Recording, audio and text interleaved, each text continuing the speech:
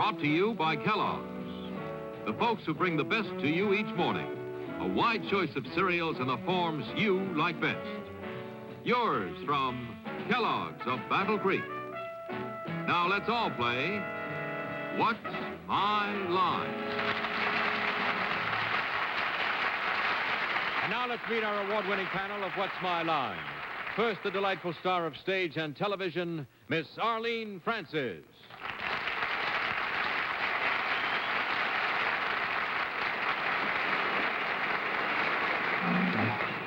And now, comic for us tonight on the panel, Mr. Joey Bishop.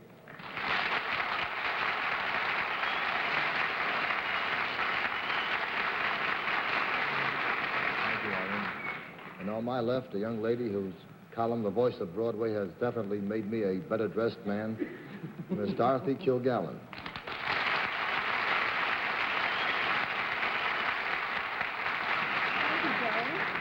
And now our dynamic and talented and funny and darling Random House publisher, Bennett, Cerf.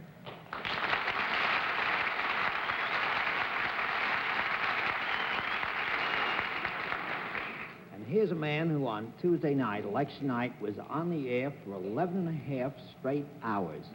So tonight's little half-hour session on What's My Line is just a canter for him, a sort of an Eddie canter. John Charles Daly. Ooh.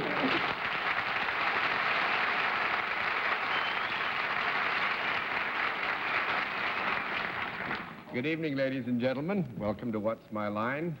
And, of course, to some nice folks who brought some interesting occupations. Welcome, too. We think they're the kind of occupations that will give the panel some trouble. We'll also have a famous mystery guest a little bit later in the program, and we'll meet our first challenger after this. And now let's meet our first challenger. Will you enter and sign in, please?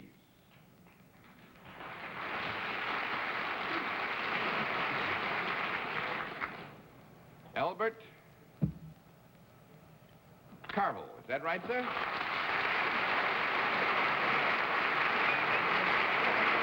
And now, just as a part of calling back election night, the folks here in the audience, those of you at home, and our panel, may I introduce the governor-elect of the great and sovereign state of Delaware, Mr. Albert Carvel.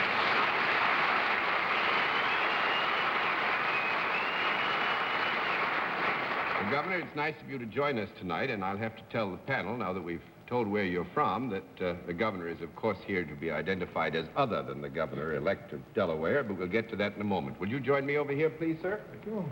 You know how we keep score, Governor? Yes, I do. All right, then let's let the audience in the theater and the audience looking in at home know exactly what your line is.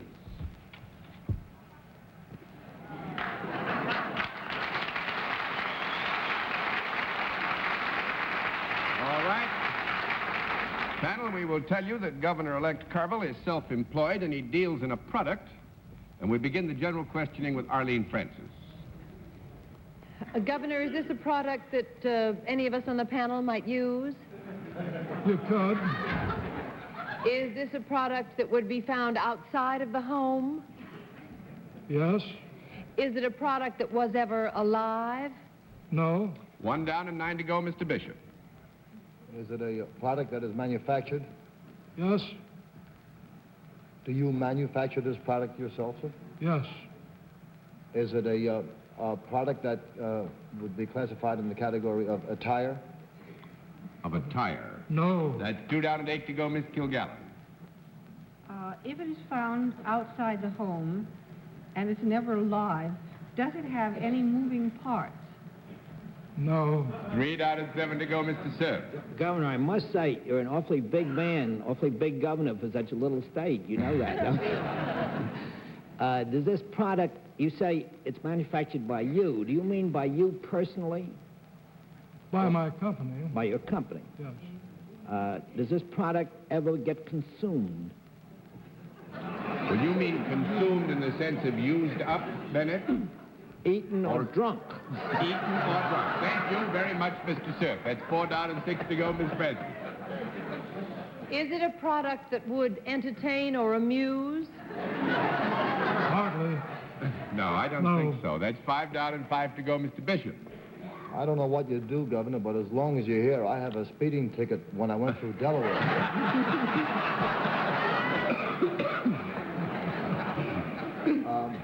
I'm not governor yet, Mr. Bishop. I'll be you're not? inaugurated on the Good, 17th. You'll have to see the present governor.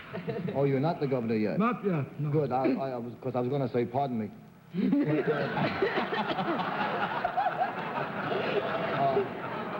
I get a feeling that there is, and I say this with tongue-in-cheek, there is something slightly morbid or something about the product that you deal with. Am I correct in my assumption? Something morbid about the product? Something unpleasant. No, I don't. Joe, you might want to argue the brief later, but I don't believe we could say there's anything morbid or unpleasant about the product. No. Let's give you a no on that. That's 6 down and 4 to go, Miss Kilgallen. Mr. Carville, is this product useful rather than merely decorative? Yes. Could it be used by both men and women? I would say that it could be, but generally If you're Sweet, Mr. Carville. I was going to say, if you're elected, could it be?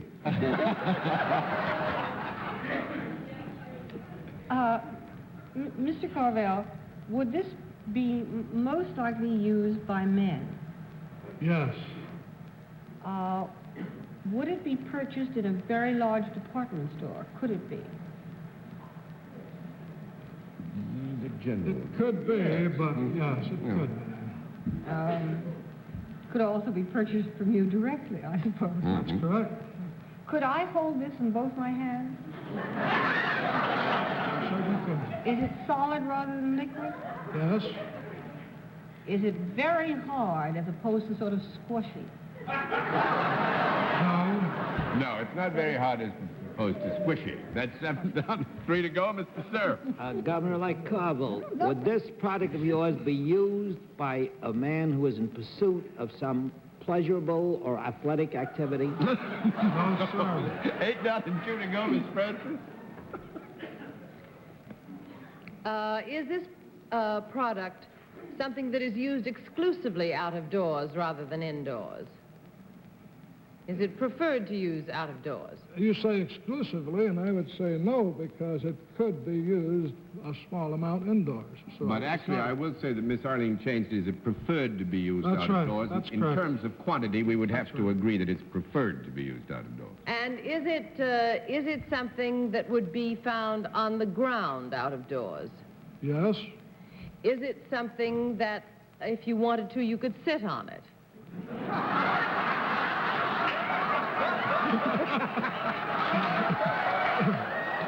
Well, now let's review the bidding, Governor. I would say that under certain circumstances you could sit on it. Yeah. Because I have sat on it many times. Mr. Daly, could I ask for a conference for just... All right, you have 30 seconds for a conference. Just one thing I'd like to remind you. Delaware, the DuPont Corporation, maybe it's got something to do with the DuPont product. But it's squishy. It has no moving parts. Gunpowder or something like that. But you said, does it have any morbid traction? And gunpowder is reasonably morbid. Okay. Isn't it? Reasonably. Is there anything about this product that is destructive? Not at all. No, 9 down and 1 to go, Mr. Bishop. Have you manufactured this product, or are you going to make it a product that you will manufacture after you've eliminated all our questions? We have manufactured it for 85 years. And we have determined that if you are really pooped, you can sit on it.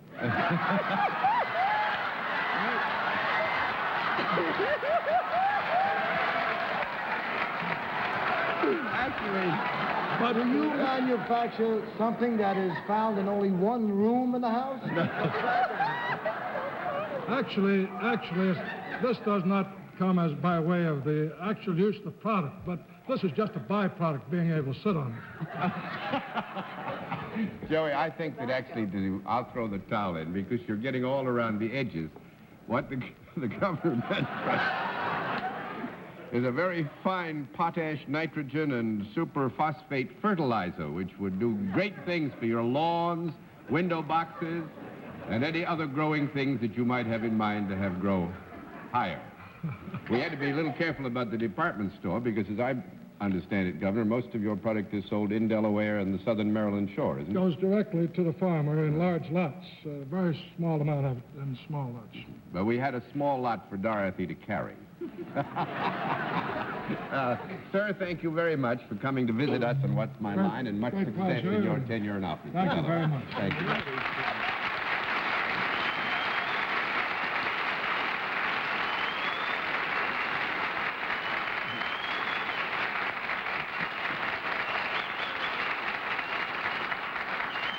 We're much honored tonight. We have a governor-elect. We also have the members of President Eisenhower's Water Pollution Control Advisory Board and their staff in the theater with us tonight, and they're interested in such things as fertilizers.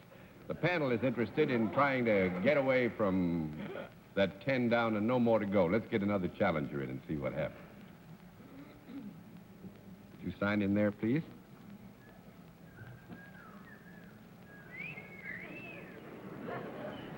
Margaret? Ballantyne, is that right? Is it, Miss or Mrs. Ballantyne? Mrs. Ballantyne, and where are you from, Mrs. Ballantyne? Edinburgh, Scotland. Edinburgh, Scotland. Well, this is an honor to have somebody from Edinburgh with us. Mrs. Ballantyne, may I present the panel? Would you join me over here now? Coming all the way from Edinburgh, do you know the scorekeeping system we use? Yes, I think so. Similar to that on What's My Line in Great Britain, so I think you might know it from that. In that event, we'll let the audience in the theater and the folks at home know exactly what your line is.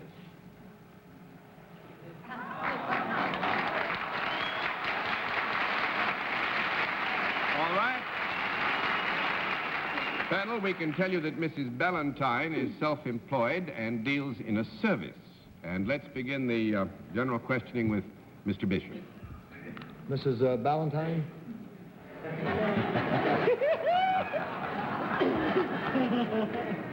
I'm a little confused because they... This is not a three-ring circus, Mr. Bishop. No. But I have heard them say, ask the man for Ballantyne.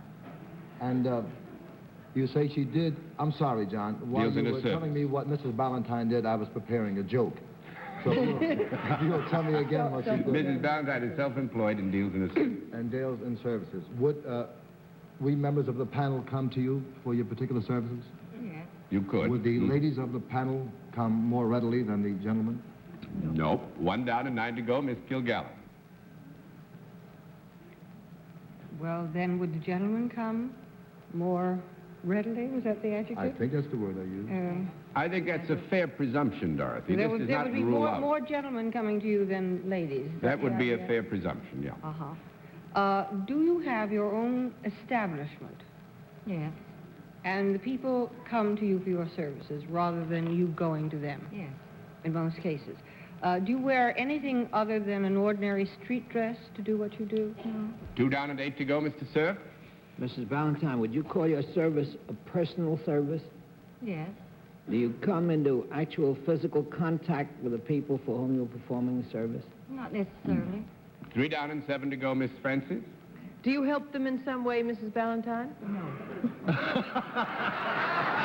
No, I must say, I think Mrs. Ballantyne is not as sanguine as she should be about this. When you ask, does Mrs. Ballantyne help them in some way, we would have to say under some circumstances, the receivers of the service would consider they had been magnificently helped. In other instances, they might not so consider. Do you have, would the establishment that you work in be on the ground floor as a rule? No. 4 down and 6 to go, Mr. Bishop. Would it be more of a mental service then than a physical service? No. No, actually, I don't think... By your question, I'm assuming that you wish us to infer that there is a mental development that is a precedent to action here. Those are my exact words, John. But I would mislead you if we said yes, so we'll say no. That's 5 down and 5 to go, Miss Kilgallen. I'm completely misled. I didn't understand the question. I don't understand the answer. But Could you clarify Whether Well, it's more mental than physical is not I what was Joey having asked? difficulty clarifying it before I tried to clarify it. You want me to mess it up Well, again? yeah, if you just Now, once the issue more. was whether it was more a mental than a physical service. Now, there's certainly in any relationships between human beings, there is a mental process by which they arrive at certain end results. That end result can very often result in a physical transaction. Well, in this degree, you have the same relationship. Beg your pardon?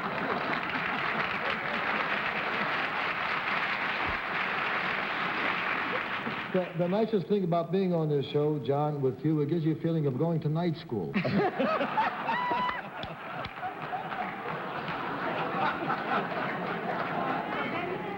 Then, John, or Mrs. Valentine, I am not being too outrageous if I assume that you do something physical wearing ordinary street clothes.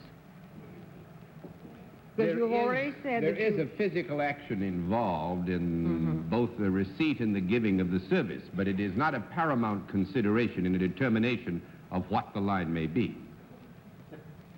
Well, it would help me. Mrs. Valentine, do you move from the waist up when you're...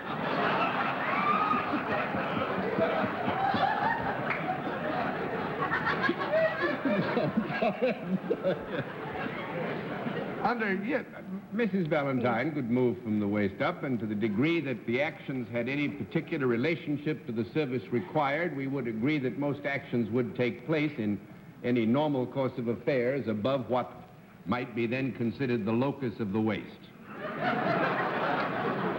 Do the people who are receiving this service also move from the waist up?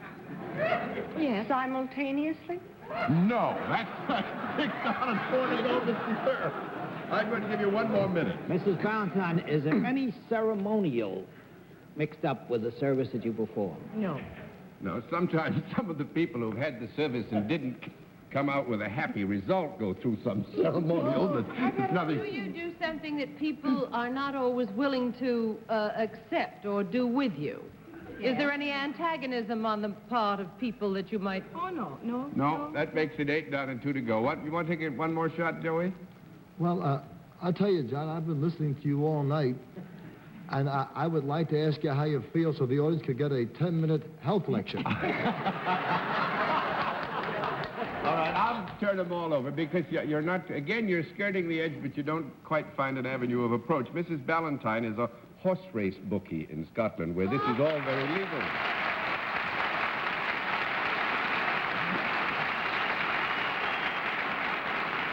And just in case you should ever get to Edinburgh, the business name is J. Marsh. Is that right?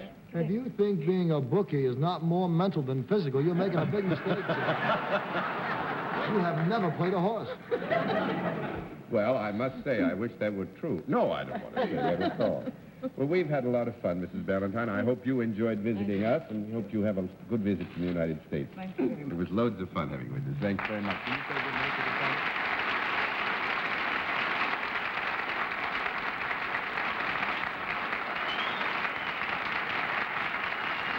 family? We'll meet tonight's mystery guest in just a moment, but first, here is a word from our sponsor. And now we come to the special feature, the special speaker of our program, the appearance of our mystery celebrity, for which my friends on the panel are always blindfolded. The blindfolds all in place, panel? Yes, sir. Good. Will you come in, mystery challenger, and sign in, please?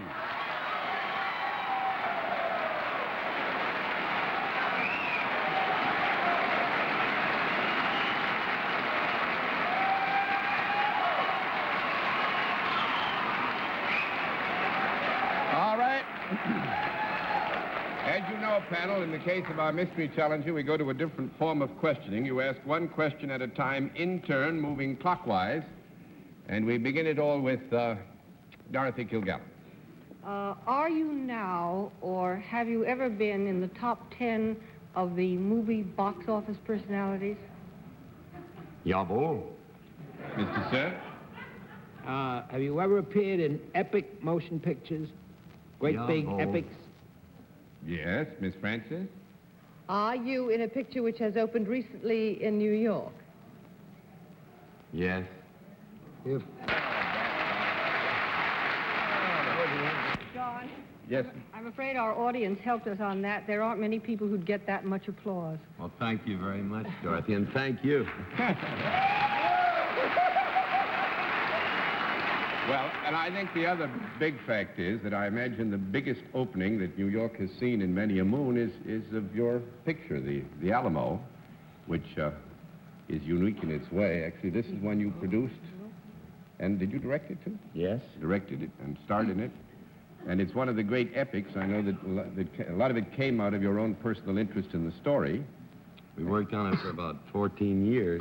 Before you made the plans to go. John? Yeah? Don't keep Mr. Wayne too long. His horse may be double parked. And the cannon, we're taking it to Paris. Mr. Wayne is rivaling himself this week. And you have 2 pictures on board. Yes, that's right. How does it feel to be rivaling yourself? We're not allowed to do that in our business. Well, I'm John. more worried about, more interested, let's say, in the Alamo than I am in the north to Alaska.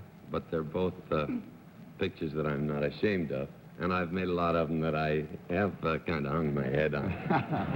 Well, the Alamo, I'm sure, is not going to be one of them because it's a big story and it's been done in a big way. I was invited, I'm happy to say, to come to the opening night and had to work because the elections were coming up and I couldn't make it, but it's on my list of things to do. It's a long one with an intermission. In the That's middle, right. Not? That's So right. it's a big night's entertainment. Well, we wish for you, as I know you yourself, for personal reasons outside of economic ones, wish you much success with the picture because it's a great American epic. It's a great American story, and we hope it's... Thank you, John. John, Big flip the success. cards because the audience gave it away, really. All right, we flip all the cards so that John can That's give right. that He to needs anybody he $50. wants. That's right.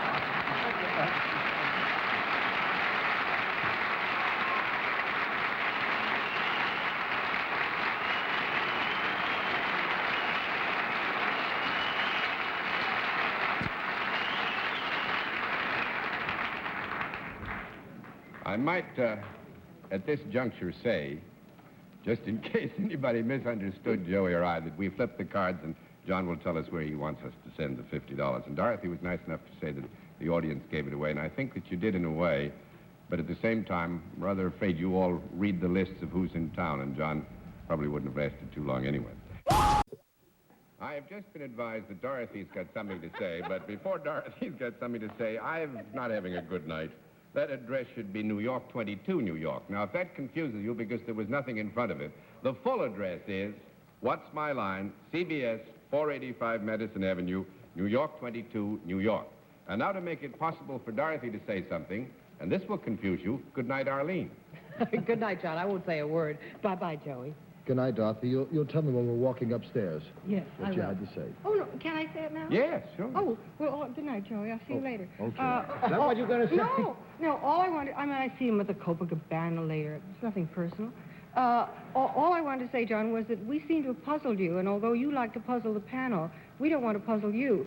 So we were laughing because we have little private jokes. We've been on this show, well, at least the 3 of us, and Joey's been on enough, so that What do you mean by that, Dorothy? we all have such a good time, we forget there are cameras, that's why, and we were just laughing as if we were at home. That's what I thought. Good night, Bennett. Dorothy, you're beginning to sound more like John all the time. Good night, John. Thank you, what a compliment. Good night, Bennett. Thank you for being with us on What's My Line. What's My Line is a CBS television network production in association with Mark Goodson and Bill Todman. There are 1.25 million people in this country who have diabetes and don't know it. You may be one of them. See your doctor. Take a diabetes test. Do it this week, Diabetes Week.